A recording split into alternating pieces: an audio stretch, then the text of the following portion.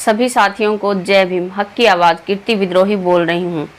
सन 1937 में British council के चुनावों को लेकर जब बाबा साहब प्रचार कर रहे थे, उस समय अहमदनगर में अस्पृश्य जिला परिषद की ओर से जो सभा की गई और वहां लोगों से रूबरू होते हुए बाबा साहब ने अपना जो भाषण दिया और उनके भाषण में एक विशेष समुदाय के प्रति उनका जो दर्द झलका, उसको आज हम जानेंगे। और साथ ही साथ आज जो हमारा बहुजन समाज के नेता अपने पर्सनल स्वार्थ को लेकर मनुवादी पार्टियों में जा रहे हैं, उनके लिए बाबा साहब ने एक महत्वपूर्ण संदेश दिया, उसको भी आज हम जानेंगे।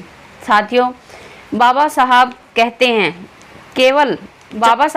हैं, भाइयों और बहनों, आज की सभा में यह अपार भीड़ और नगर जिले के लोगों का अप्रतिम उत्साह देखकर मुझे बहुत आनंद हो रहा है। आप जानते हैं कि आज की सभा रोहम के चुनाव के संदर्भ में है। अपनी पार्टी से जिन उम्मीदवारों को मैंने खड़ा किया है, उनकी चुनाव में मदद करना मेरा कर्तव्य है। इस जिले के महार मांग लोगों का रोहम के लिए कोई विरोध नहीं, यह बड़ी खुशी की बात है। केवल चमार समाज उनके विरोध में है, लेकिन आप उनकी फिक्र ना करें, आप उनके उम्मीदवारों को अपना मत ना दें। यह बात मैं आपसे खुले आम कह रहा हूँ। अस्पृश्य वर्ग के लिए हमने जो हक हासिल किए हैं, उनका कुल अस्पृश्य वर्ग में बंटवारा हो, यह सही बात है। लेकिन चमार समुदाय ने शुरू से कभी भी मेरा किसी काम में साथ नहीं दिया है। इतना ही नहीं, राउंड टेबल परिषद में जब सप्रस्य हिंदुओं से और सरकार से मैं झगड़ रहा था, तब इन लोगों ने पार्लियामेंट में तार भेजे कि अंबेडकर साहब हमारे नेता नहीं हैं, इसलिए उनकी बातों को ना माना जाए।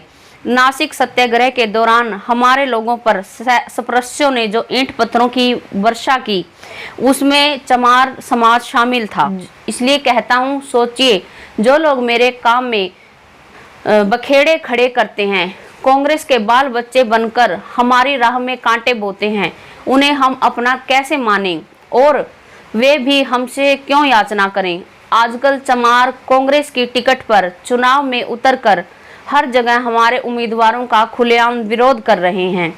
साथियों, आगे बाबा साहब कहते हैं, कांग्रेस ने अमीर उम्मीदवारों को उतारा है, मैंने अपने पक्ष के जरिए गरीब उम्मीदवारों को उतारा है। सिद्धांत के साथ समझौता ना करना पड़े, इसलिए अपने पक्ष से मैंने अपने समाज के अमीर उम्मीदवारों को नहीं उतारा, इसलिए वे मुझसे खफा हैं। लेकिन सिद्धांतों से समझौता करने की बजाय मुझे उनकी नाराजगी झेलना ज़्यादा ठीक लगता है। कांग्रेस अपने आप को गरीबों का तारनहार कहलाती है और चुनाव में फिरोदिया जैसे अमीर लोगों को उतारती है। लेकिन आप ही जरा सोचिए, जो मारवाड़ी जाली दस्तावेज बनाकर और उनके अंगूठे के निशान लगाकर आपकी ज़मीनें, आपके घर द्वार कुर्की ले जाते हैं, क्या आपको लगता है कि वे मारवाड़ी गरीब किसान मजदूरों का कल्याण करेंगे? कांग्रेस अपना पूंजीपतित्व टिकाए रखना चाहती है, जिसका आपका इसमें नुकसान है, इसलिए आप उनके बहकावे में किसी प्रकार से न आए।